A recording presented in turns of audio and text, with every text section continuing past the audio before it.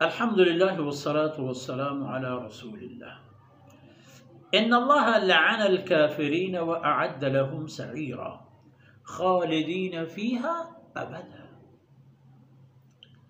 لا يجدون وليا ولا نصيرا يوم تقلب وجوههم في النار يقولون يا ليتنا أطعنا الله وأطعنا الرسول سبحانك لا علم لنا إلا ما علمتنا إنك أنت العليم الحكيم. رب اشرح لي صدري ويسر لي أمري واحلل عقدة من لساني يفقهوا قولي واجعل لي وزيرا من أهلي رب زدني علما وارزقني فهما ثم أما.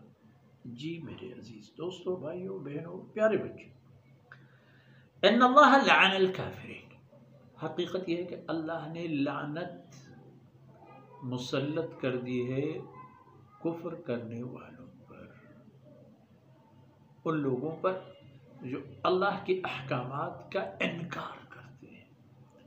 ایک تو لعنت کی ہے، یعنی اپنی رحمتوں سے ان کے سارے تعلقات ختم کر دیے ہیں۔ اب اللہ کی کوئی بھی رحمت کہ جس سے ان کی آخرت سے متعلق کوئی حوصلہ افزائی ہو، کوئی اچھی بات ہو، ان کے حصے میں اسے تو کوئی نہیں آئے گی۔ مسلسل اللہ کی رحمتوں سے دور اور اللہ کے غضب سے نزدیک، یہ شروع ہو چکا ہے۔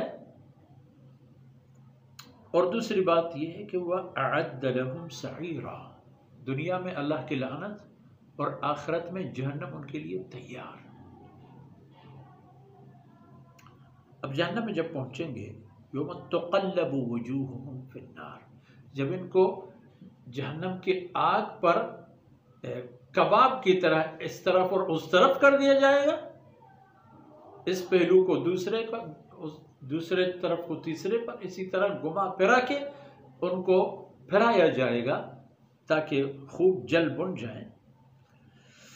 اللہ، تو اس وقت اس تکلیف میں چیختے چلاتے اور کہیں گے کہ یا لیتنا اطعنا اللہ و اطعنا الرسول، کاش کہ ہم اللہ اور اس کے رسول کی اطاعت کرنے والے ہوتے، کاش دنیا میں ہم اللہ اور اس کے رسول کی اطاعت کر جاتے، دنیا کی 4 دن والی زندگی ہم اللہ کی اطاعت میں گزرتے، نافرمانی نہ کرتے۔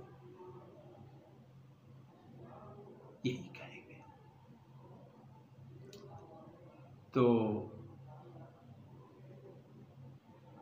آج ان کو پتہ نہیں ہے کہ کیا بات، آج تو یہ ہے کہ اللہ رب العزت کی لعنت اور جو جہنم کی آگ ان کے لیے تیار کی جائے گی وہ اسی لعنت کی بدولت، کیونکہ وہ اللہ کی رحمت سے مسلسل دور ہوتے ہوتے ہوتے اور اسی تسلسل کے ساتھ اللہ کے غضب سے قریب ہوتے چلے جاتے ہیں، اور وہ ہوگی جہنم، ان کا ٹھکانہ جہنم کی آگ۔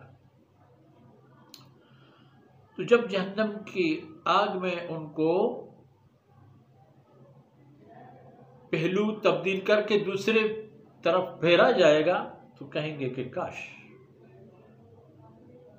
فلانی کو دیکھو، وہ جنتی، فلانی جنتی، ہم جہنمی بن گئے، کاش ہم ایسا نہ کرتے، کاش ہمارے ساتھ ایسا نہ ہو، کاش ہم اطاعت کرتے اللہ کی اور اس کے رسول کی، بندگی میں، احکامات ماننے میں، اور اپنی تجارت اللہ اور اس کے رسول کے ساتھ کرنے میں۔ یا لیتنا اطعنا اللہ و اطعنا الرسول۔